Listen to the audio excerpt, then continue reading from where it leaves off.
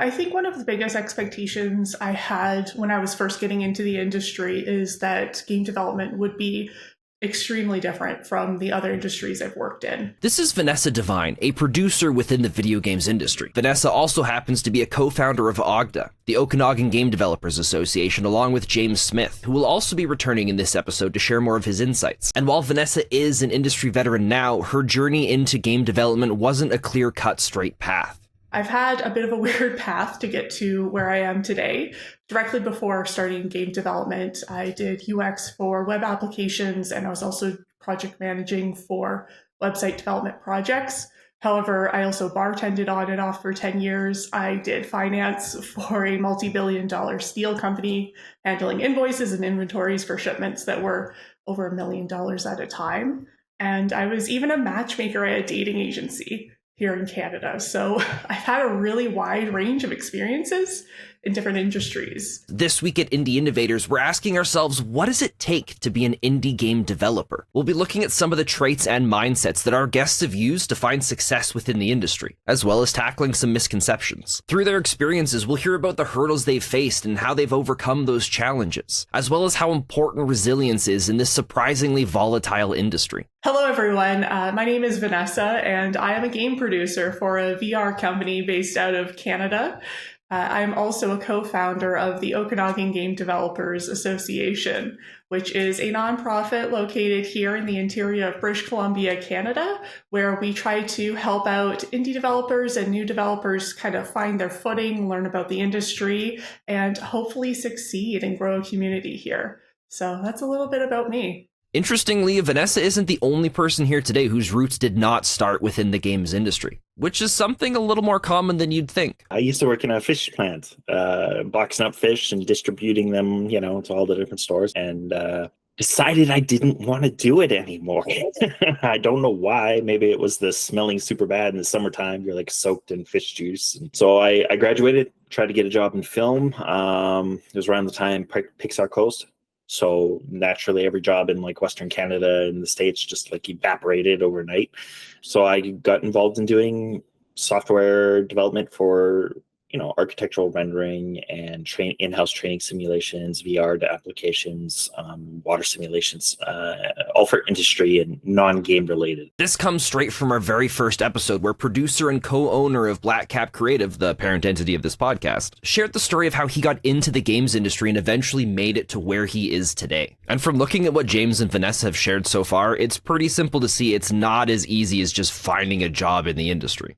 Well, like a lot of students, the common thing was you need to learn camera direction and you need to learn story direction and you need to learn, compositing and you need to learn all these different skills. Because I was under the impression that like I'd entered into the industry, I'd do a little bit of work, right? Like that was my pocket, my contribution to the game that I would see from initial sketches and concepts all the way through to implementation and like video polishing and like you name it. And of course, that's not how any business really works. One of the things that I would say is very different from other industries that I've worked in is that the game industry has some really unique challenges. One of them is the volatile nature of the market, which is something that I wasn't quite prepared for. Generally speaking, games take a while to make. It's very rare that something can be made in less than a year. So typically you're looking at a year, 2 years, and we've all heard about developments that are taking, over a decade to make. Meanwhile, we also live in an ecosystem, especially in tech, but then especially in games, where what we're working with and the industry and the market changes like so rapidly. So when I got into the industry, it was, here's your one task, and you're going to do this over and over and over and over and over and over and over and over because, truth was you're new, you don't have the skills, you don't have the understanding. And as much as we want to think that we have a diverse gaming background, we'd be like, oh yeah, I could work on like action RPGs or horror games or like, no, there's a ton of stuff behind the scenes and how they all work and all the different approaches that you just don't know when you're new to the industry. So I think that was the biggest shock, just being like, well, I have all this, like a tool belt, if you will. I have all these tools and I'm decent in all of them. Just like I'm super useful, like put me somewhere where I work. And the reality was that the industry wasn't looking for somebody with a big tool belt. What they wanted was somebody who knew like every square inch of their hammer, and like they could do amazing things with that hammer, and that's what the industry wanted. There's sometimes these instances of simultaneous invention, and that's when multiple people have the same or at least a very similar idea around the same time as other people without any kind of contact or influence. So what happens is you end up with this moment in time where suddenly the market is absolutely flooded with a bunch of really similar games. And, we've all heard of this, where sometimes this is due to trend chasing, where a game comes out, it pops off, so there's a bunch of people following. But honestly, there are times where these games have been in development for a number of years without awareness of the other projects. And it can suddenly be perceived like quite negatively by audiences because they think that it's trend chasing. And also, this can sometimes undercut a game that otherwise would have sold quite well, or at least moderately well, but someone else did it just a little bit better or just a little bit faster. I've never heard that term before. What was it that you used again for when the two companies make the same game? Yeah, there's a couple of terms for it, but it's called simultaneous invention. Or I think it might be, there's also a term where it's similar, something like simultaneous discovery. This has actually been used typically in a bit of a historical context, which I think is kind of interesting, where, we've seen people, building pyramids or coming up with mathematical equations around the same time. But, one person's in Africa, one person's in the Americas, and this is, before people were crossing oceans. So it's really kind of fascinating. With your experience in the previous industries, is it something that you ever encountered, or is it something that seems to happen more often in the games industry? It's really common in the games industry, and I actually think in creative industries in general. You'll also see this happen a lot in movies. There'll just be that one summer where a whole bunch of movies about snakes comes out, and you're kind of like wondering what was going on there. Again, there's always the potential possibility that someone was, taking a specific pitch around to different studios and that kind of gave some ideas. But honestly, there are just times when different people, without contacting each other, without prior knowledge of each other or of the projects, have a very similar idea. Another place where you often see this is in fashion. There is, of course, cross-pollination, especially in today's world, but you will see trends that are kind of somehow all unified.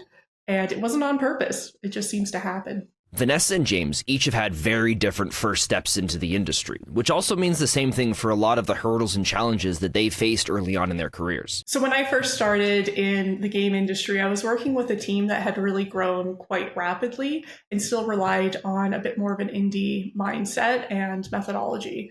So what I mean by that is that some of the communication tools that you can use in a group with, 2 people, 5 people, even 10 people aren't the same as what you need when you have, 20, 50, 100 people. So as things, grow and expand, you do need to be flexible, and you need to adapt your game production and best practices in order to facilitate what your team and organizational group really needs in order to, be able to make a game efficiently. So, trying to do things like manage a game's development cycle, track milestones and deadlines, making sure that everyone is working efficiently without a formal system when you get to a certain capacity of people can be extremely difficult. And if it's not difficult, I can guarantee you it's going to be extremely time consuming. Timelines. Crazy timelines, right? Like as a student, and I think that a lot of people who are self-trained especially have this issue more, which is that you have a lot of time to put a lot of polish on whatever you're working on. Back in school, like I had one animation that was due in like a whole semester. Like, sure, we had smaller assignments and stuff, but the final project, if you will, was just one finished animation to a voice dialogue line, right? So that's like 3 months for, a typical semester for most like colleges and like low entry level programs.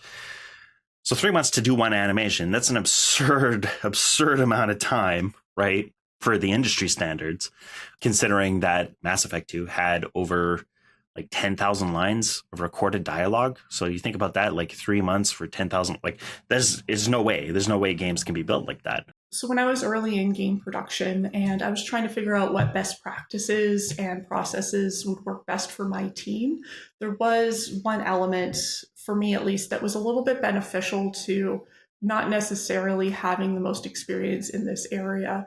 I had other work experience. I got into the industry a little bit older than some people do. But that kind of allowed me to bring in things from other industries and other experience that I had. I'm also a big advocate for the fact that individual people have different brains. We process things in different ways and we approach things in different ways. This also means that every development team is different because you take every person's individual differences and then add a layer of relationship dynamics on top of that. And then if that's not even specific enough, you're also thinking about a particular project that you're working on, because each project is different from one to another, whether you're changing genres or even if there's just mechanical differences. Each person is different, each team is different, and each project is different. So discovering what processes and workflows work best for your team and your project should be flexible, and it should be a little bit different for everyone. While this is a challenge that every team will have to figure out, I actually think that indie developers are typically a little bit more flexible to be able to figure out what works best for them and their project, rather than some of the larger studios who have really long established project management systems, workflows, and processes. It can be a lot harder to change those from the inside, or, even if you're in management. So yeah, my first biggest hurdle was understanding that you got to move, and you got to move fast. And the most surprising part of that, I don't know if this is a follow-up question, but the most surprising part about getting past that hurdle was that your output is different. And what I mean by that is, when you're a student or new to the industry, you're not expected to make final quality work. Like your work does not often end up in the game. It contributes to what ends up in the game, but your job is pretty much to take the work to like 70 to 80% finish, right? And then you hand that off to a senior who's like really fast and really good, and they just make your work look good or tweak it to a way that's like better, right? So as a junior, a lot of your work is just setting up all the data and all the tables and making sure all the functions work, and like doing really low level work.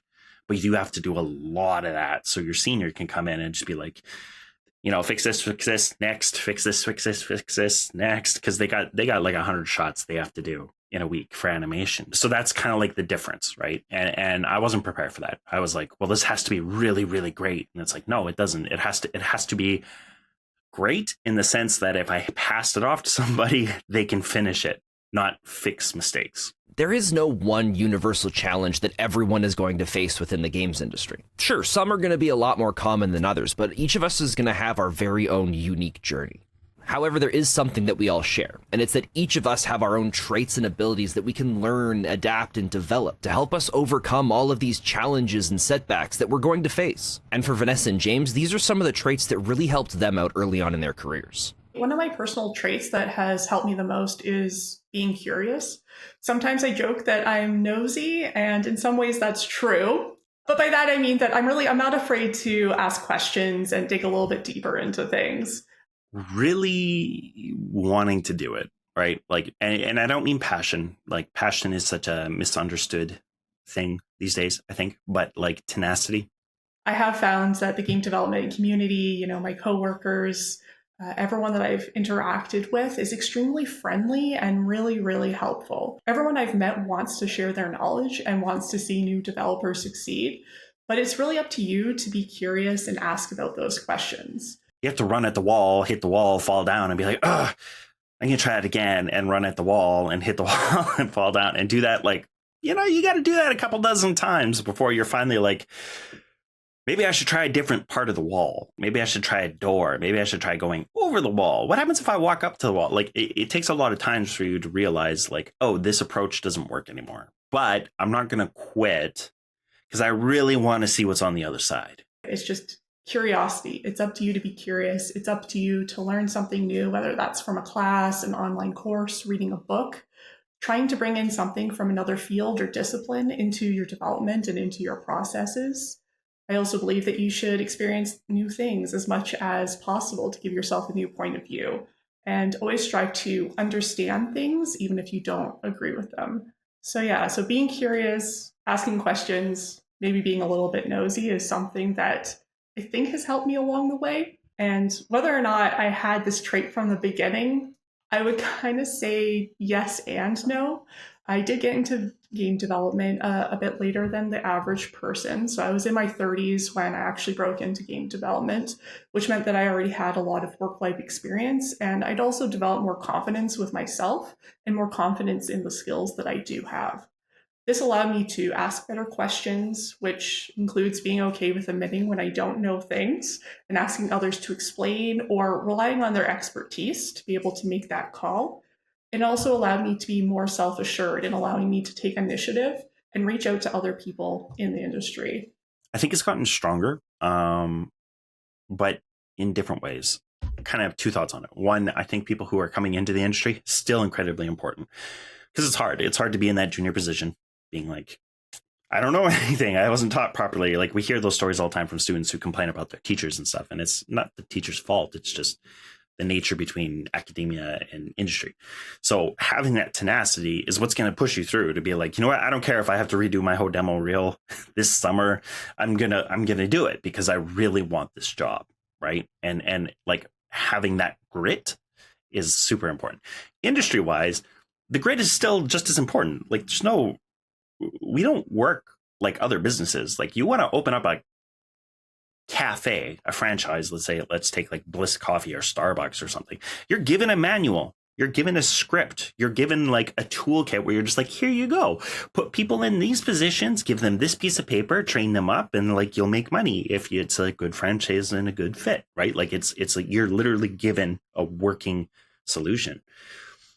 Games never works like that, right? Like you can't build an RPG, sell really well, and as a studio make another RPG, and the next one's a guaranteed success because you made the first one was a success. Like it's a constant problem solving, it's constant issues, it's constant roadblocks, and having that tenacity, especially as a senior, to be like, okay, I need to figure this out now because all those other juniors behind me that I'm responsible for, I have to tell them how to do it. So I better figure out right now how to do it. I do think that I've always been a curious person, but at the same time, I hope that I'm always changing and always evolving and always trying to improve.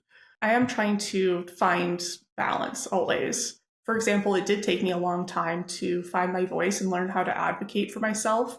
I do think that this helped me over the years, especially as a woman in game development, to be able to, like I said, advocate and be able to ask good questions and be able to take initiative. As I've grown in the industry and moved into more senior positions, I have needed to adjust my approach a little bit. And that's something that I'm currently working on. This is something that I rely on my mentors to give me honest feedback on. And it's actually something that I talk about in therapy as well. I've been lucky that part of this reaching out and asking questions has led me to have two mentors in the industry who have helped guide me over the number of years that I've been doing this. If you're at a stage in your career where you're still trying to figure out what traits you might have, or even questioning if you have any, we really recommend just looking back at some of the really tough and challenging moments in your career. Specifically, look at what helped you get through them in those moments. I need to eat. No, but like, I mean, seriously, it's a job, right? You still have to do your job. So once you get used to it, it's not that big of a barrier. I'm really, really lucky to have an extremely supportive partner. I tend to trend towards some catastrophic thinking and overthinking, which in some ways has been a useful tool for me. It can help mitigate avoidable mistakes, but in game development, you have to really get comfortable with discomfort of the unknown and being able to take risks. If you're not willing to take some calculated risks, I don't think you'll really get anywhere in game development. Luckily, my husband is a really wonderful sounding board and has really helped to push me out of my comfort zone when I'm having a little bit of trouble taking that leap myself.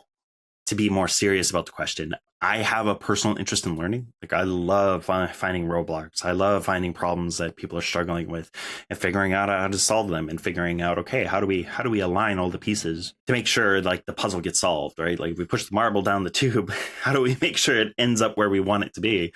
And, you know, like I really enjoy that process. Roadblocks are not a scary thing for me. It's just like, oh, here's a new Tinker kit, right? It's a new fidget toy for me to like play with and figure this out and be like, okay. And maybe that's just a personal mindset thing, but I think that that's what makes that process easier. Resilience is going to be something that's a lot more important than many realize in game development. Because, I mean, really, just look around. We're sitting in an industry full of rejection, delays, and setbacks. The nature of game development, it's just full of projects unexpectedly falling apart or taking a major shift that nobody saw coming that completely changes the initial direction. And unfortunately, without the right mindset, each and every part of this can just feel like failure. So yes, it is very important that in this industry, each of us builds and develops a way that we can handle this. I think there's one type of rejection that we almost kind of all hope for, because it means that you're getting somewhere, and that is, having projects being rejected, canceled, or shelved. It's something that everyone has to deal with at some point, and if you haven't dealt with it, it's probably because you haven't put yourself out there yet. I'm a developer with over 10 years experience and arguably have not had a full shipped game that I can put my name to due to white label reasons or otherwise. But it's really hard. It's hard in that situation, especially when you look at job descriptions and they're like, must have shipped 2 to 3 games. Sometimes a game just isn't gelling within the team or within the studio. And if there isn't buy-in within that product internally, you're more likely to have a troubled development. Especially on a smaller team, like most indies are, it's important that everyone involved really shares the vision for the game that you're trying to bring to life. If the team isn't in line with that vision or actively doubts the game, you're going to have a really troubled development, and it can result in a game that lacks cohesion. And sometimes players will feel this as a game feeling soulless. Dealing with the rejection is just understanding that it's not personal, right? It's not a rejection of me. And I see this in a lot of juniors now. People coming into the industry, they feel that because their portfolios or their work or even their game ideas get rejected from pitching, right, to a publisher, they take it really personally, like it's a rejection of part of their soul. And it's like, no, that's not what it is. It's just, you have to separate it, right? So there's the art and then there's the artist, and the art is subjective. Somebody is going to like that art. And if you don't show it to the right person, they're not going to like it, right? And if you show it to the right person, they're going to love it. It's why we go to art music. I like to go to art galleries because I go in there and I'm like, wow, this looks like somebody threw paint on it and just dragged some gauze on this, on the painting. And it's worth $6,000-$7,000, and you read the description, you're like, oh, that's exactly what they did. It's a good reminder to be like, I would never pay this much money for this, but you know what? I'm not the target audience. I'm not the person who's going to be interested in that thing that was created. Does that mean that artist is a bad artist? No. Does it mean that I'm a bad artist because I don't recognize good art? No. It's just a different thing. So another form of rejection that I think most people think about when they hear that a game got canceled or shelved is rejection from potential funding partners, whether that is a publisher or a third party, anything like that. So this is something that is completely outside of the team or studio's control. Sometimes it's even outside of the control of the partners. As many know, the industry has been going through some really rough times. There's been lots of layoffs and money isn't flowing the way it was, especially in the early 2020s. There's a lot more competition than ever for less and less funding. Something that I've seen from some smaller teams and indie developers is that they get stuck in a toxic loop of trying to get funding. What will often happen is you go into these meetings pitching a game. You're sometimes told that that game isn't the direction that the market is going, or it's not in line with the goals of the potential partner. So you go home, you shelve that project, and you start on something new. Sometimes that original direction is exactly what the industry wants 6 months later, but by then your pitch is stale, you've already pivoted, you're on a new game, so you pivot again. So you continually go through this loop of trying to pivot and trying to figure out what the industry wants, but always kind of being a step behind. And this can eventually drain your studio of resources. There are ways to mitigate this scenario, but that might be a longer conversation for another day. Well, I'm glad you said that because I was just about to ask for some elaboration. I could, but that really is a whole other topic. So comes the question, what are some things we can do? What are some habits or mental frameworks that we can take with us and work on and develop throughout our career? And most importantly, that are going to help us move in a proper, correct direction. I want to focus on the word habit. If your goal is something incredibly big, and you haven't broken it down into small little habits that achieve small parts of that goal, you're never going to get there. Like it's a very emotionally taxing thing, right? And the longer you take without evident and incremental success is just going to mentally tear you apart. You need to take something really big and just squish it down to the like smallest, most achievable piece and figure out, okay, what can I do differently to make sure I meet this one target? I think that there are a lot of useful frameworks that you can integrate into your game development cycles. I'm a really big advocate for not all brains are the same, not all peoples are the same. Again, not all teams are the same or even projects are the same. I think it's really smart to try to pull frameworks and pull ideas from any kind of resource you possibly can. I tend to integrate frameworks from user experience design, player user research, change management, project management, psychology, and even neurology into some of my development processes. Actually doing something is not hard. Starting to do something is what's hard. So many people would say, well, I'm not a UI artist. I'm not a graphic designer. They will make up a million reasons for them not to just drag out a box and be like, how do I make it move? How do I make it animate? But if you just opened up the documentation and you looked at it, what it does is it gets you past the biggest hurdle, which is starting that first step. And I guarantee you set aside 20 minutes every day to work, you're going to do a lot more than 20 minutes because once you start, you're not going to want to stop. And then if you hit a flow, you're going to be like, well, now it's 2 a.m. and like, thank God I don't have work tomorrow because I was only supposed to do 20 minutes, not 5 hours. One that I rely on quite a bit probably isn't considered a mental framework in the traditional sense, but is a tool set that I rely on is this idea of game storming. The core idea is that you're bringing the idea of play into a professional setting. I use things like activities and workshops to help facilitate communication, collaboration, and provide structure to help the team break down complex ideas and situations.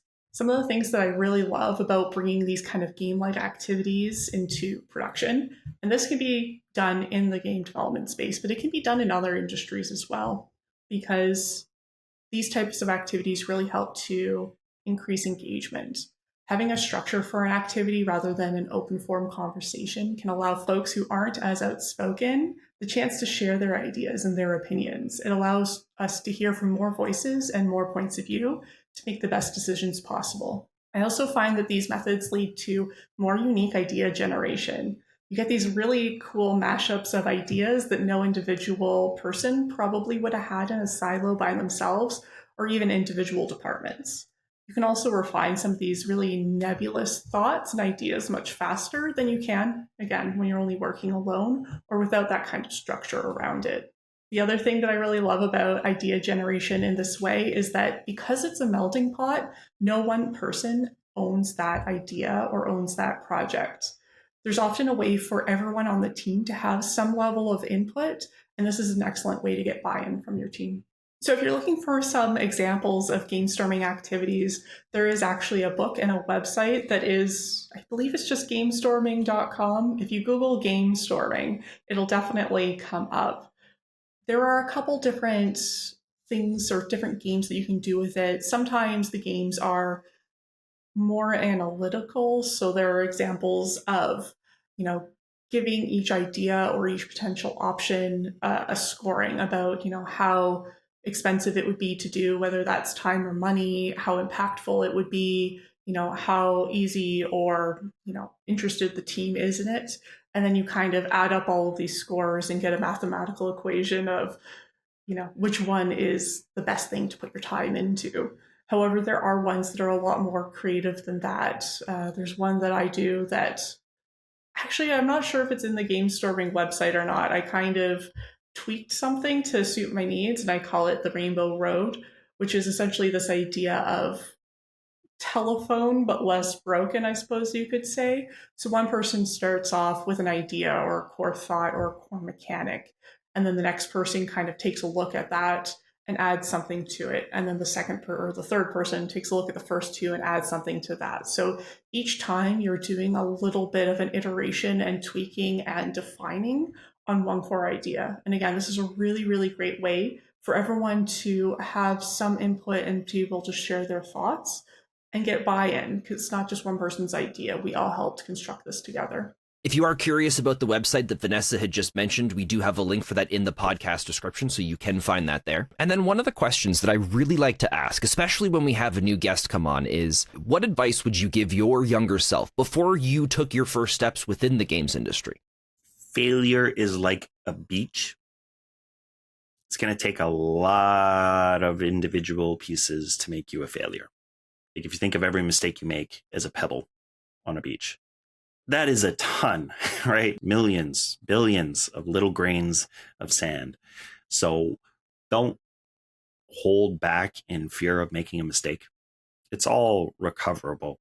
Just try to put yourself out there. Just try to constantly be pushing your comfort zone and, how big that circle is. Even if you've made some pretty bad mistakes, there's still room to be better. There's still room to grow. There's still room to do it right. Myself, and like many people I've met, don't take that first step I was talking about because they're afraid of putting their foot on the wrong step. What does it matter if it's the wrong step? If it's the wrong step, now you know not to step there anymore. And that's something that's come with running my own business, is just that you make a lot of mistakes and you pivot. You just try again, do something different. And like, as long as you don't give up, you're going to be way further ahead than where you were when you started. But if you didn't have the fear of screwing up, you'll be a lot farther ahead. And here are some habits and strategies that from their experience can help someone grow and develop within the games industry. If there's something you want to achieve, block it out, figure out what's the smallest thing you could do to achieve that goal. And then take a moment and say, okay, how do I plan to achieve the first Lego piece? How do I, part one, how am I going to do this? If you plan it out, it's way easier, because to say I'm going to get an industry job one day, that's a really big goal, right? You don't even realize how big a goal that is. I really cannot understate how important networking is. Probably the one answer a lot of people are not happy to hear. Probably, but it is so absolutely true. Everyone knows someone. So it's important to show up. It's important to show up at cons. It's important to show up at expos. It's important to show up at game jams. It's important to show up at local meetups. It's also important to show up when someone gives you an opportunity. If someone helps or gives you advice, it's up to you to really follow through with that person and follow through on what they're offering you. Game development really needs a tenacious attitude. It is hard. You will be tested. And so sometimes, this is maybe on me, but I assume that if you don't follow through on the help that I'm trying to provide, I don't know if you're going to make it in game development. I'm assuming too, when you say show up to conventions and stuff like that, you're also talking about not just like showing up and sitting at your booth the whole time, but actually showing up and being a part of what's going on out there and interacting with both potential players and other people within the industry. Absolutely. If you don't talk to anyone, you're not going to get to know anyone. That being said, if you are a person who's a bit more shy and you need to kind of get used to that type of atmosphere, it's okay to show up and it's okay to just go and observe and get used to the vibe of those types of events. But eventually, again, you're going to want to push the boundaries of your comfort zone and you're going to have to start talking to people. My goal is to make a vehicle that gets 100 likes on ArtStation or something. Keep it super simple. That's still tough in itself because you have to be out there, but the part that you're focusing on is I'm going to make a vehicle model. And then the next step is to go down and be like, do I know how to make a vehicle model? Go learn that, practice it, build up a vehicle model. By the time you're done, by the time you get 100 likes on a piece of artwork, that's a pretty good model. There's other tips along the way, which are not profession-based, but more networking-based. Being comfortable putting it out online, being comfortable going on LinkedIn, not ArtStation. There's a distinction. Go to a professional network and be like, here's my piece. Somebody please give me some feedback. I'm going to reach out and message, this art director who did this fantastic, did the warthog for Halo. And I'm going to message that modeler and be like, hey, I love the work you did. Inspired me to do models. If you have any time available, could I send you a Starbucks gift card and you could review my vehicle? I'd love to learn what I'm doing wrong or what I could be doing better. That's a really advanced networking technique. You're offering something, not just this free time, hey, can you do this for me for free? You're actually recognizing the value of this person and you're getting them involved to help you grow. That's hard and it's a separate piece, but those two together, you'll go really far really quickly. Vanessa and James both have experience working with indie game developers, especially with their work through the Okanagan Game Developers Association, which, of course, if you're interested in learning more about that, there's a link for that as well in the podcast description. But the key point that I'm trying to make here is that they've both seen their fair share of common mistakes made by indie game developers within the industry. I feel like I don't hear it mentioned often enough. There are a lot of indie game developers out there who don't know how to take feedback from players or during their playtesting. I think we've all heard stories or seen examples of developers getting in arguments online in forums or saying completely inappropriate things in response to public reviews because they got some feedback that they didn't like. This is just not a good look. I'm a developer, not a businessman. It's the exact same thing as when a coder says, I don't do art, or when an artist says, I don't do math. How many of us have heard people who like are super creative and are like, I don't do numbers? Yeah, you do. You work in games. You do, right? Like you do. Whether or not you code, like hardcore code, is a different issue. But, don't limit yourself, first off. But secondly, anything that you say you don't do, you're not going to be doing. I've also seen developers tell playtesters that their opinions are wrong and try to explain why the playtesters' opinions are wrong.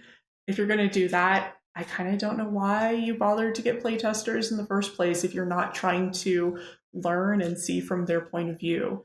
I've also spoken to publishers who admit that they loved a game and they really wanted to fund it, but they chose not to because that developer or team wasn't receptive to feedback or creative criticism. So it's actually something that can take you out of the running to getting funding if you're not able to take feedback well. When you are an indie dev, more than likely you are not funded. You probably don't have a team, or you have a very tiny team and you're all scrappy and you're not getting paid, right? Like that's the reality for, I would say, 99% of all indies. That's how they start. Don't tell yourself you don't do marketing. You need to understand how marketing works for two reasons. One, if you really were serious about being in a successful indie team, you got to get out there. You have to figure out, how do I talk to the people who are going to buy my game? Also, what do they think about my game? Is my game even for them? Maybe I'm making a game that the audience that I think is going to like it doesn't like it. And then is there an audience that will like it? And if there isn't, who the hell am I making this game for? You have to be able to ask those questions and understand that, the answers you get back. All of these people are really trying to help you make the best game that you can. So disregarding them, disrespecting them will not make you a better developer, and it will not improve your game. Sometimes we have to take a look at ourselves and really check if we're actually looking for feedback or if we're looking for validation. Because a lot of times when we're looking for validation, we'll approach it as if we're asking for feedback. And that's typically when we'll find ourselves arguing and trying to come up with reasons as to be like, no, you don't understand what's happening. And that's okay to do. Absolutely. We do all really want that external validation and feedback from people. However, it's a very different intent than when you're trying to improve your game. Again, there's lots of really good reading on this. There is a resource that is the Games User Research Institute. I think that they have a really, really long acronym, and it is an international group. They have some really excellent resources, some really excellent books. They're a little bit expensive, but it can give you a walkthrough on how to do playtesting correctly, and sometimes a little bit on how to take feedback and actually make use of it. So you have to really understand that when you go to a publisher or another company to help you with marketing, because you don't do marketing, you're basically saying, I don't know what I'm doing, here's my money. They'll do whatever they want. I've encountered unfortunate circumstances with small indie style companies where they're paying like $6,000 to $7,000 a month for a marketing company to host their website and do their marketing and do their webpage. And in the end, what they're really paying for is just a website to sit that doesn't have any traction, doesn't have any social media, doesn't have anything because that media company doesn't have anything. And they're not telling you need to provide them with the assets to market for you. They're just letting you pay them to basically have a one-page website that looks really fancy but doesn't do anything. That's heartbreaking. That's like that's a lot of food from these guys. It's a lot of rent from these guys. It's savings that's just wasted because they did not understand how marketing worked, and they did not understand the relationship between their studio and another company. That's why it's important. You have to understand. You don't have to be good at it. And this is the distinction. You don't have to be good, but you have to understand so that when you are talking to somebody who is good, you can tell them apart from somebody who's bad. And whether you're a brand new developer or someone who's been working on games for a while, they have some great advice for anyone looking at making their own game. Everything I just said times 10. It is not hard to go to Google and reserve a domain name like indieinnovators.com and create that workspace and just be like, this is where we are. We're investing our like for a single person, it's like $30, right? Like here's $30 a month. I'm dedicated. When you start spending money, there's a weird mental thing that happens where you are automatically invested immediately. Because I spent money, because money is such an intrinsic thing in the way we operate today. Get the domain name. It's nothing. Skip out on a couple Starbucks drinks. You're good to go. Don't be too precious with your game. Most people fantasize about their first game for a really long time.